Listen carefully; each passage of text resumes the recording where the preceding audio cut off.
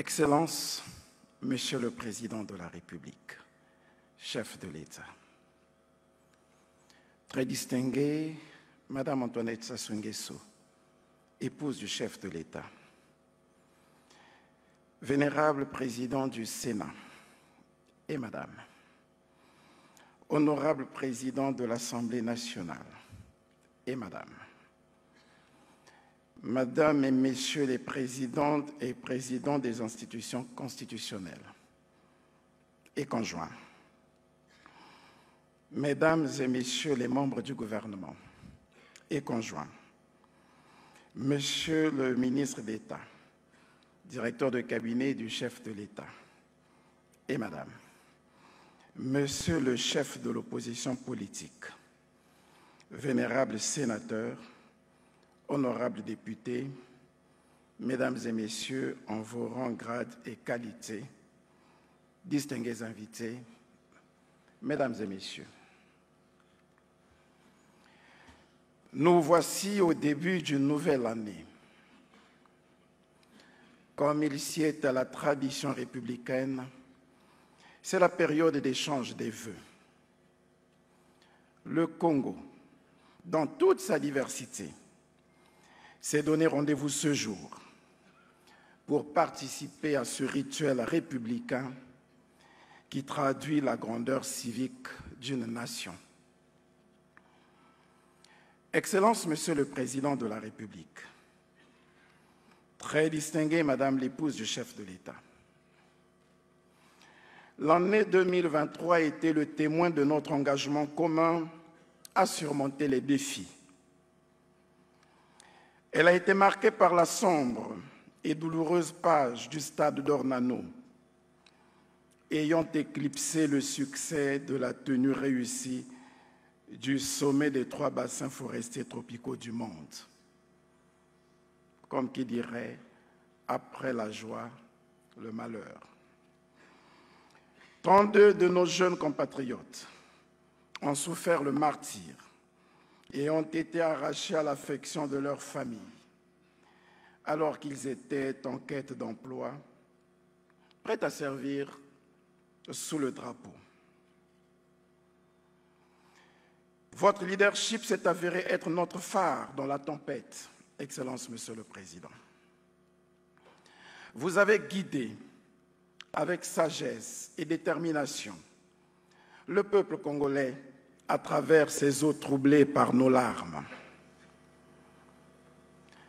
À l'endroit des paranges réunis autour de vous le 29 novembre, vous avez su trouver les mots justes pour atténuer leur douleur, redonner courage à nos jeunes ébranlés.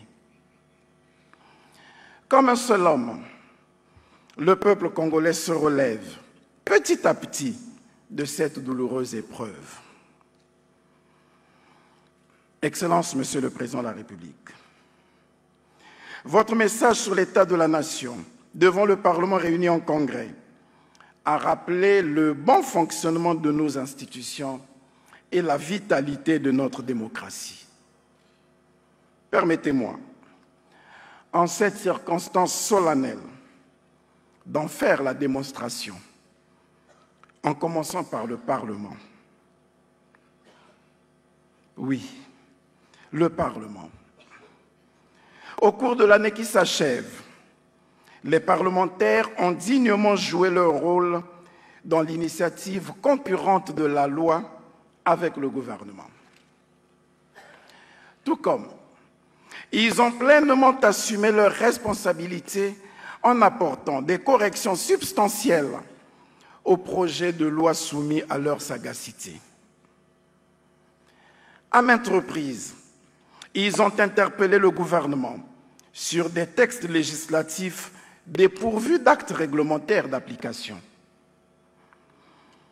Au travers des questions orales, écrites et d'actualité, les parlementaires ont contrôlé l'action du gouvernement et l'ont, le plus souvent, mis devant ses responsabilités quant aux solutions à apporter au quotidien des Congolais. Des enquêtes parlementaires ont été diligentées pour s'assurer de la gestion rigoureuse des établissements publics. Une autre avancée importante dans la vitalité de notre démocratie et de notre Parlement est, bien entendu, la place accordée à l'opposition. L'opposition parlementaire participe activement à la gestion des affaires publiques, contredisant ainsi ceux qui pensent que les autres ont juridiquement tort parce que politiquement minoritaires. En faisant jouer tout son rôle à l'opposition, y compris en dehors du Parlement, la démocratie congolaise affirme sa maturité, respecte le consensus républicain et consolide l'unité nationale. De son côté, clé de voûte du pouvoir judiciaire, la Cour suprême veille à l'application des lois et règlements de la République. Elle a fait droit aux requêtes des citoyens, en censurant même certains actes réglementaires. Le Conseil supérieur de la magistrature, qui s'est tenu en mars 2023, a réaffirmé sa volonté de mettre hors d'état de nuire les magistrats indélicats pour garantir aux citoyens une justice équitable et favorable à la bonne gouvernance. À ses côtés, la Cour constitutionnelle, renouvelée il y a quelques mois, s'affirme de plus en plus comme juge de paix et d'arbitrage. Elle ne ménage guère le législateur toutes les fois que les lois votées comportent des dispositions contraires à la Constitution. En effet, reconnue désormais aux citoyens par voie d'action, la saisine de la Cour constitutionnelle ne se limite plus seulement au contentieux électoral. Elle constitue ainsi une arme dont use désormais tant l'opposition parlementaire ou extra-parlementaire que tout citoyen pour soumettre les gouvernants au respect de nos règles fondamentales. Pour sa part, le Conseil économique, social et environnemental met en lien les principaux acteurs du monde des affaires, du monde associatif et du monde syndical pour promouvoir la réflexion, la concertation et le dialogue sur les questions impactant le quotidien des citoyens et le climat des affaires. Le Conseil supérieur de la liberté de la communication, quant à lui, veille chaque jour au respect du droit à une information de qualité et à la régulation de la communication, aussi bien en période électorale qu'en période non électorale. Il en est autant de la Commission nationale des droits de l'homme, chargée de la promotion des droits et libertés des citoyens, qui prépare avec sérénité le passage de notre pays au 4e cycle de l'examen périodique universel devant le Comité des droits de l'homme des Nations unies. À son tour, élevée au rang d'organe constitutionnel, la Cour des comptes et de discipline budgétaire joue désormais pleinement son rôle de contrôle et d'évaluation pour une gestion transparente et efficiente des deniers publics. Devenue autonome par rapport à toute autre juridiction, elle disposera bientôt d'un conseil supérieur pour assurer la gestion des carrières et veiller à la discipline des magistrats chargés de l'animer. La Constitution du 25 octobre 2015 a établi, aux côtés des pouvoirs législatifs, exécutifs et judiciaires, un pouvoir moral, incarné par des conseils consultatifs nationaux, donnant ainsi l'opportunité à toutes les catégories sociales de participer à la formulation et à l'orientation de la politique nationale. Ces conseils, dont les avis postulent la quête permanente du consensus et permettent d'éclairer le politique dans la prise des décisions, sont à leur 2e mandat. Au sommet de la pyramide de toutes ces institutions se trouve le président de la République, et son gouvernement, investi du pouvoir exécutif. Sous votre perspicace direction, Excellence, Monsieur le Président de la République, le gouvernement s'est engagé sur des réformes qualitatives afin d'améliorer sa gouvernance publique. Parlant de la gouvernance, nous sommes suivis de près par la Haute Autorité de lutte contre la corruption et la Commission nationale de transparence et de responsabilité dans la gestion des finances publiques, deux autorités administratives indépendantes qui veillent au quotidien à la gestion rigoureuse et transparente des deniers publics. Excellence, Monsieur le Président de la République, très distinguée Madame l'épouse du chef de l'État, dans ce monde contemporain, réfractaire aux réformes, ballotté entre le consumérisme et le babouvisme, une architecture normative nouvelle, à travers lois et règlements, se met progressivement en place pour corriger les scories du passé et tracer un cheminement plus sûr pour le développement économique de notre pays. On peut dire aujourd'hui que le ciel s'éclaircit davantage et le chemin est davantage balisé pour que se poursuive la longue marche vers le développement. Cependant, comme dans une pyramide des besoins, pour reprendre les termes du psychologue Abraham Maslow, où un besoin satisfait est tout de suite méconnu et ignoré, pour de suite en appeler un autre, certains d'entre nous s'illustrent par des jugements iniques et nihilistes. Ils ont vite fait d'oublier que le mandat a démarré en 2021 avec une croissance négative que vous avez relevée.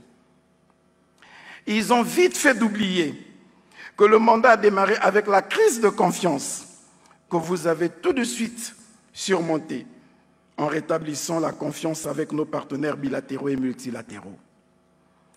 Ils ont vite fait d'oublier que le mandat a démarré avec la crise économique et financière que vous avez jugulée. Ils ont vite fait d'oublier que le mandat a démarré avec la crise inflationniste que vous avez contenue. Ils ont vite fait d'oublier que le mandat a démarré avec la crise sanitaire à coronavirus que vous avez maîtrisée. Ils ont vite fait d'oublier que le mandat a démarré avec la crise sécuritaire du fait des violences urbaines que nous sommes en train d'endiguer. Ces crises, pour la plupart imposées par la conjoncture internationale, ayant entraîné des bouleversements économiques et sociaux majeurs, nous ont pris 2 ans de travail acharné. L'année qui vient de s'achever n'a pas été de tout repos. Il a fallu du courage et de l'audace. Grâce à la politique audacieuse et volontariste que nous mettons en pratique sous votre férule, Excellence, Monsieur le Président, nous connaissons des évolutions qui autorisent l'espoir et notre détermination à y parvenir demeure intacte. Nous y travaillons avec abnégation, malgré les temps difficiles, avec la complicité de notre peuple. Oui, la conclusion heureuse de la 4e revue du programme appuyé par la facilité élargie de crédit du Fonds monétaire international montre à suffisance que vous veillez à ce que les finances publiques congolaises soient bien tenues. Sous votre vigilance, à tous les instants, nous faisons de notre mieux pour que la note souveraine du Congo auprès des agences internationales de notation se maintienne et surtout s'améliore pour accroître la crédibilité de la signature du Congo. Nos compatriotes ont fini par comprendre que le président de la République ne nous autorise pas à cheminer avec le Fonds monétaire international pour faire plaisir à celui-ci, ni pour subir un certain dictat, encore moins pour recevoir des aides quelconques. Le Fonds monétaire international nous accompagne plutôt à mettre notre structure économique en adéquation avec les enjeux actuels du développement. Nous devons, pour cela, prendre des mesures courageuses si nous voulons apporter des solutions adéquates aux problèmes affectant les grands services publics comme l'éducation, la santé, la sécurité sociale, l'électricité, l'eau, les transports et les voiries urbaines qui demeurent aujourd'hui des soucis quotidiens pour nos compatriotes. Excellences, Monsieur le Président de la République,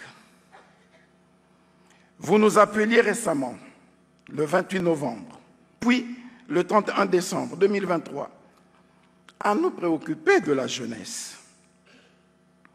Vous avez d'ailleurs décidé de faire de 2024 l'année de la jeunesse. Fortement représentée dans cette salle, cette jeunesse vous dit merci.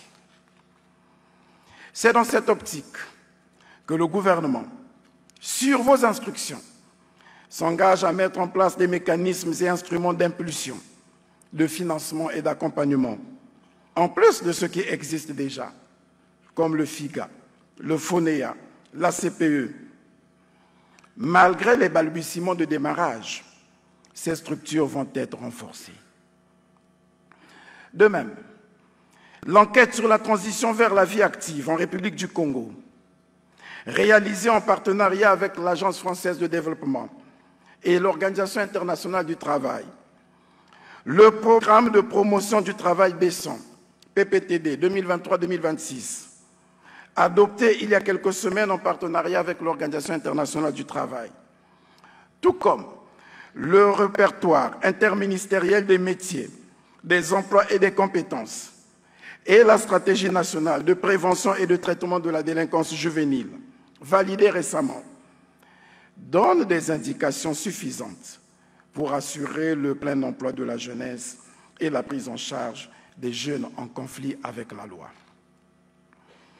La loi sur le contenu local, en cours d'élaboration, s'ajoute aux réformes importantes déjà engagées dans le cadre des marchés publics et des partenariats publics-privés, afin de promouvoir l'entrepreneuriat juvénile et de faire émerger des capitaines d'industrie et des champions nationaux. En clair, en s'appuyant sur le PND 2022-2026, le gouvernement va lancer très vite, sur vos instructions, le vaste programme d'employabilité, d'entrepreneuriat, d'encadrement et d'accompagnement des jeunes dans les secteurs créateurs d'emplois et de croissance, comme l'agriculture, l'industrie, le numérique, le tourisme et l'immobilier. Parlant de l'agriculture, prêchant par une exemplarité qui doit être féconde et ruisselante, vous avez fait de l'agriculture au sens large le substrat d'un épanouissement personnel. Les vastes pâturages de Kila, de Mbobo, de Kangala, d'Abala et de Gamboma sont, entre autres, le témoignage que par le travail, nous pouvons relever le défi de la sécurité alimentaire. À vous voir à l'ouvrage, à vous voir visiter et faire visiter vos chantiers agricoles, à vous voir participer et faire participer vos hôtes à des parties de pêche. Vous nous faites penser à Lao Tzu, ce contemporain de Confucius qui, au VIe siècle avant Jésus-Christ, écrivait, je cite, « Rien n'est plus important que l'agriculture pour gouverner les peuples et servir le ciel. » Fin de citation. Comme lui, vous n'avez cessé de fustiger vos collaborateurs, autrement dit, les dirigeants, qui semblent méconnaître les atouts du secteur agricole. À travers l'expérience en cours des zones agricoles protégées, nous sommes convaincus que nos jeunes, qui rêvent d'un avenir meilleur, vont s'adonner à la vocation agropastorale. Ils seront captés, à leur tour, une part considérable des centaines de milliards de francs CFA consacrés annuellement à l'importation des vivres ou produits alimentaires. De même, dans un monde où l'économie numérique sera le moteur d'une révolution phénoménale, abrité dans sa capitale, le Centre africain de recherche en intelligence artificielle, CARIA en sigle, devrait conduire les jeunes Congolais à mesurer la portée de ce choix et à s'approprier par le travail les retombées inhérentes au développement multiforme de l'intelligence artificielle. Par ailleurs, visionnaire et pionnier en matière de préservation de nos écosystèmes forestiers, biologiques et hydrographiques, vous avez initié une politique environnementale avant-gardiste. Nos jeunes doivent savoir que la valorisation de nos tourbières et de nos forêts en crédit carbone présente un fort potentiel en matière d'énergie propre, un potentiel incitatif pour les investissements industriels, générateurs de milliers de nouveaux emplois, auxquels ils devront se former. Le gouvernement s'engage à renforcer les politiques entamées en matière de promotion des énergies renouvelables. Nos écoles et nos universités devront contribuer dès à présent à la formation dans ces domaines de cette élite tant attendue. Les États généraux de l'éducation, de la formation et de la recherche nous en baliseront certainement la voie. Enfin, les édifices comme les Tours Jumelles, le centre commercial Brazzamall, le futur hôtel Kempinski du centre-ville de Brazzaville concourent, avec ceux déjà existants, à rendre notre capitale attractive et à développer le tourisme d'affaires. De même, notre entrée dans le capital de la compagnie aérienne Corsair va permettre de faire de notre pays une destination prisée pour le tourisme de mémoire et l'écotourisme. Toutes ces opportunités ici évoquées sont des niches d'emploi pour nos jeunes. À eux de faire preuve de créativité et d'esprit entrepreneurial. Excellences, Monsieur le Président de la République, très distinguée Madame l'épouse du chef de l'État, la nature qui a su se montrer très généreuse à l'endroit de notre pays peut aussi, dans la même foulée, se transformer en furie, dévastant tout sur son passage. C'est ce à quoi nous avons assisté toute cette année 2023. Face au rappel que nous a adressé Dame Nature, dans le traitement irresponsable que nous lui infligeons, les parades juridiques ou techniques que nous avons tenté d'opposer ont le plus souvent été en deçà des attentes de nos populations. Néanmoins, le gouvernement, sur vos instructions, a mis en place un plan de contingence et poursuivra les travaux d'assainissement de nos villes. À Brazzaville, Pointe-Noire, Dolisie et Kintélé, des travaux d'ampleur seront entamés pour améliorer les voiries urbaines, traiter les érosions et construire des ouvrages de drainage des eaux de pluie. De même, le gouvernement travaille dès à présent sur un programme immobilier adapté aux zones inondables. Excellences, Monsieur le Président de la République, très distinguée Madame l'épouse du chef de l'État, nous avons noté de vos dernières interventions qu'il nous faut de la rigueur, de la fermeté, de la discipline et de la sanction. Vous nous en avez donné l'exemple au niveau des deux corps de l'État qui relèvent directement de vous, à savoir le corps judiciaire et la force publique. Il ne tient qu'au gouvernement d'emboîter le pas dans les autres corps de l'administration publique pour que se tiennent régulièrement les conseils de discipline. Oui, il nous faut de la rigueur, de la fermeté et de la sanction dans ce pays où la sinécure, la quête effrénée de l'avoir et le désir de paraître ont tendance à prendre le pas sur l'éthique de l'être. Excellences, Monsieur le Président de la République, très distinguée Madame l'épouse du chef de l'État, au moment où nous nous engageons à mettre en œuvre la feuille de route que vous allez certainement nous repréciser à la suite de mon propos, je voudrais, au nom de l'ensemble des corps constitués nationaux et des forces vives de la nation, formuler d'abord pour votre chère épouse, Madame Antoinette Sassou Nguesso, socle inébranlable du premier foyer congolais, notre foyer national, et pour tous vos proches, nos meilleurs vœux de santé, de prospérité, de bonheur et de succès sur tous les plans. Oui, Excellence, Monsieur le Président de la République, nous avons préféré commencer par eux, car plus que nous, vos collaborateurs, ce sont eux qui vivent au quotidien vos angoisses, vos peines. Ils sont des coussinets grâce auxquels vous pouvez supporter la lourde charge et les énormes sacrifices que vous consentez pour le Congo. Ils subissent comme vous, au quotidien, les jugements parfois excessifs, incisifs et injustes des atrabilaires. Dans le même temps, vos collaborateurs vous renouvellent leurs vœux de loyauté et de dévouement.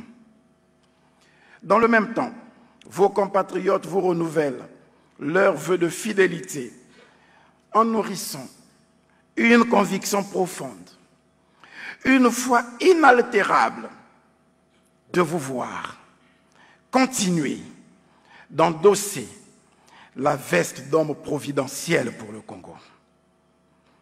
Oui, Excellence, Monsieur le Président de la République, nous espérons vous voir continuer aussi longtemps que l'Éternel vous garantira santé et longévité de conduire notre nation vers les rivages du développement et du bien-être, naviguant avec assurance sur les eaux tranquilles de la paix que vous avez instaurées, restaurées et consolidées. Puissent, à travers leur humble et constante prière, les chrétiens et croyants demander à l'Éternel notre Dieu de veiller sur vous, de sorte que vous prospériez à tous égards, comme prospère l'état de votre âme. Vive la République, unie dans sa diversité, fraternelle dans ses liens et solidaire dans son destin partagé. Vive le Congo éternel, pétri d'une histoire riche et porteur d'avenir prometteur. Ensemble, poursuivons avec abnégation la marche vers le développement. Bonne et heureuse année, Excellence, Monsieur le Président de la République.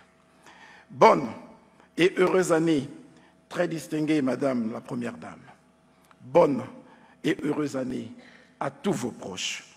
Je vous remercie de votre aimable attention.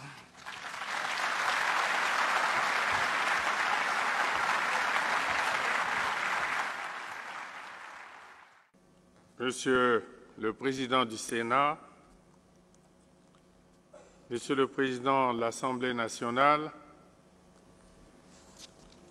Monsieur le Premier ministre, chef du gouvernement, Mesdames et Messieurs les membres du gouvernement, Mesdames et Messieurs les représentants des institutions constitutionnelles, Monsieur le chef de l'opposition, Mesdames et Messieurs les représentants des partis politiques, des ONG et associations, Mesdames et Messieurs les membres des confessions religieuses, Mesdames, Messieurs, le temps qui s'écoule de manière irréversible vient de nous engager, voici quelques jours, dans l'année 2024, teintée d'espérance et d'incertitude. Fêter et former les vœux des meilleurs pour le nouvel an procède de l'histoire et participe des habitudes et coutumes très anciennes. Vous venez de le faire à mon égard ainsi qu'à celui de ma famille et des personnes qui me sont chères. Vos sentiments constants et pleinement réconfortants à notre endroit appellent en retour tous mes remerciements les plus sincères et mes vœux de santé, de paix et de bonheur pour vous-même, vos familles et les membres de vos institutions, organisations et instances respectives, afin que l'année 2024 contribue à votre épanouissement le plus complet. Monsieur le Premier ministre, chef du gouvernement, force vive de la nation, les pensées positives formulées lors des vœux de Nouvel An réitèrent l'optimisme qui accompagne notre action. S'agissant de nos institutions,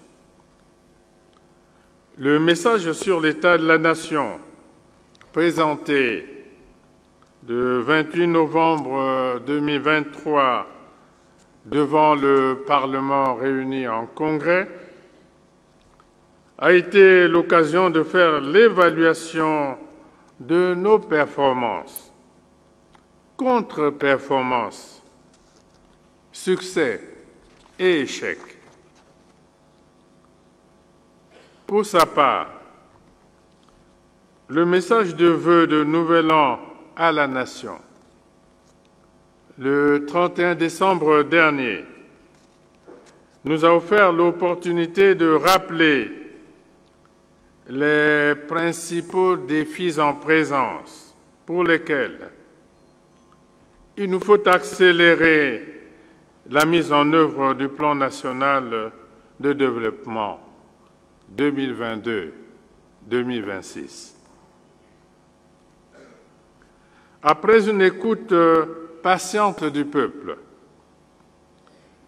j'ai pris la décision de décréter 2024, année de la jeunesse.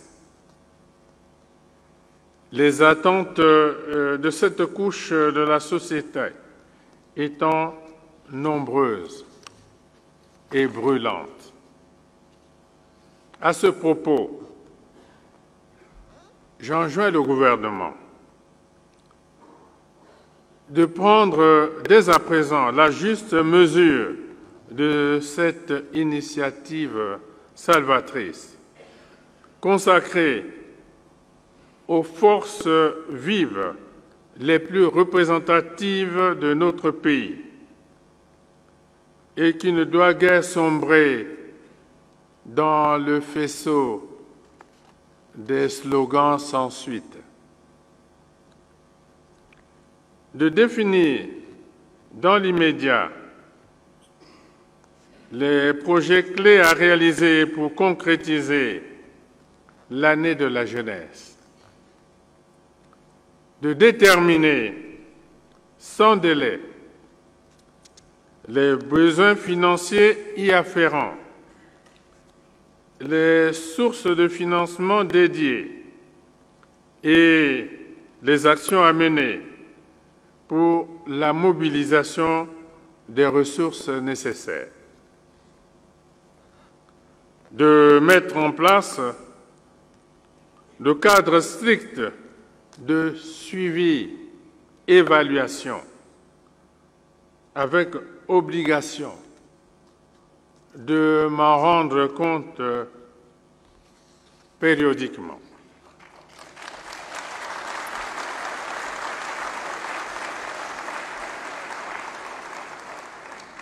Monsieur le Premier ministre, chef du gouvernement, Mesdames, Messieurs, vous me rassurez de ce que nous avons tous une perception identique des directives et orientations qui ont été énoncées et portées à votre attention. Le résultat est l'indicateur clé de mesure de la performance. Ainsi, la sagesse de chez nous nous enseigne que lorsque le pêcheur ou le chasseur ne visite pas régulièrement les nasses ou les pièges posés, les prises courent le risque de décomposition ou d'être dévorées par les prédateurs.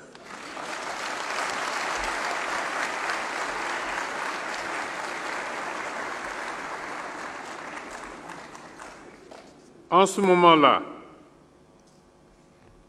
les efforts de l'un ou de l'autre auront été vains.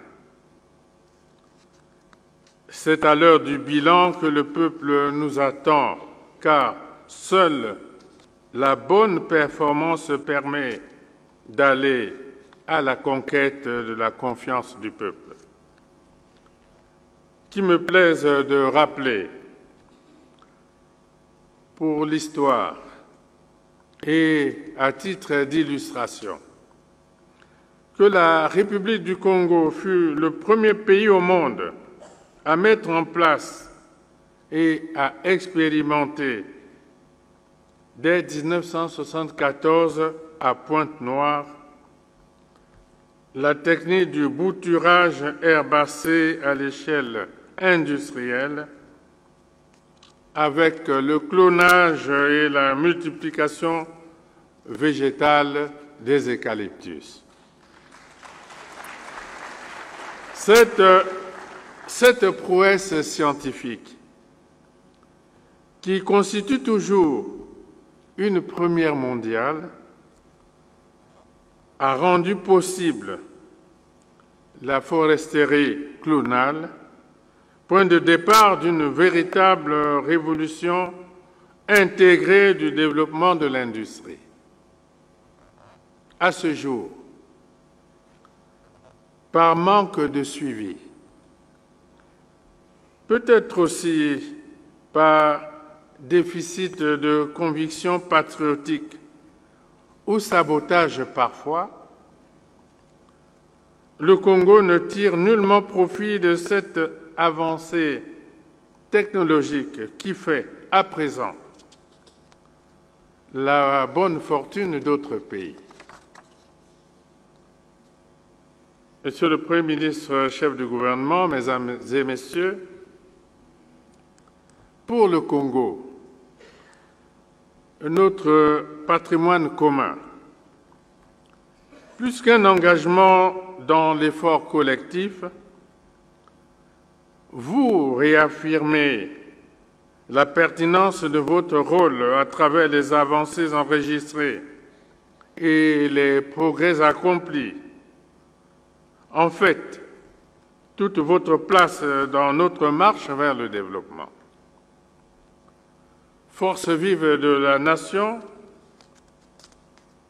vous êtes le peuple dans ses différentes composantes, acteurs politiques, animateurs syndicaux, responsables administratifs, autorités religieuses ou autres parties prenantes. Cette fois encore, pour le Congo, vous déclinez l'abnégation et la détermination comme levier d'impulsion de votre action. J'apprécie à sa juste valeur votre appel largement partagé pour un Congo toujours en paix, uni et solidaire. Graines de paix, notre mieux vivre ensemble concentre l'écoute et l'estime réciproque. La pluralité de nos opinions et l'acceptation de nos différences, richesse de notre diversité sociale et culturelle. Ainsi se conforte notre conviction en un environnement ambiant, adossé à une volonté perpétuelle d'apaisement. Une fois de plus, je réitère l'incontournable exigence de paix sociale, de cohésion nationale et de stabilité institutionnelle, pierres angulaires qui inspirent nos actions et nos décisions. L'honneur et l'amour de la patrie, la fierté légitime d'appartenir à une même communauté de destin nous interpellent tous. De ce fait, j'en appelle encore aujourd'hui à la mobilisation et l'engagement sans faille de toutes les forces vives de la nation, à l'effet d'assumer de manière pleine et entière la grande responsabilité qui vous incombe. Au regard de ce qui précède et en termes d'orientation pour 2024, il nous faut privilégier le dialogue et consolider la paix au service de l'unité nationale. Il nous faut également réaffirmer la place cardinale du travail, valeur synonyme d'un effort persévérant et acharné, sans lequel ni la création de richesses, ni la prospérité ne sont envisageables. Ainsi, nous poursuivons ensemble notre marche vers le développement en cohérence avec notre plan national de développement 2022-2026. Monsieur le Premier ministre, chef du gouvernement, Mesdames et Messieurs, nonobstant les incertitudes et les chocs inhérents à l'évolution de l'économie mondiale, de nouvelles avancées sont à notre portée en 2024. En cela, je convie toutes les forces vives de la nation à demeurer vigilantes, mobilisées et à s'impliquer davantage cette année dans cette belle œuvre d'édification d'un Congo plus prospère. Le bon sens ne se sépare pas de la raison. Le bon sens permet de ne pas se perdre dans les nuages, même s'il ne les dissipe pas. Il est nécessaire de penser et de dire. Encore faut-il faire. Enfin, il faut évaluer au fur et à mesure, puis à la fin. C'est cela la clé de toute réussite.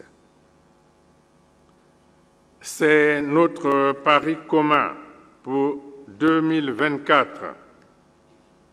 Alors, donnons-nous rendez-vous aux résultats. Bonne et heureuse année 2024 à tous et je vous remercie.